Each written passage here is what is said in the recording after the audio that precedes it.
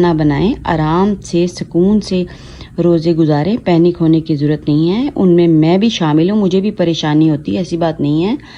तो बस थोड़ा सा कुछ चीज़ें अगर पढ़ ली जाएं और उनको समझ लिया जाए तो काफ़ी ज़िंदगी व्यूअर्स आसान हो जाती है। तो इबादत का अल्लाह मैंने ये नहीं कहा कि आपने जी बहुत ही ज़्यादा मतलब कुरान ख़त्म करें, जैसा कि मैंने पहले कहा है।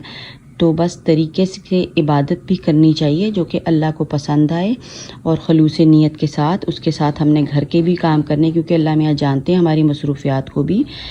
तो उसमें मैं ये नहीं आपको कहती कि आप इबादत ना करें, बेशक करें, ज़्यादा इबादत करें जैसे भी आपको टाइम मिलता है। और बस मेरा जो मकसद आपको बताने का ये था कि घर के कामों के लिए परेशान नहीं होना कि जी हम बस काम कर रहे हैं तो हमारा टाइम ज़ाया हो। टाइम ज़ाया बिल्कुल भी नहीं हो रहा, उसको भी इबादत का जो है वो सवाब मिल रहा है।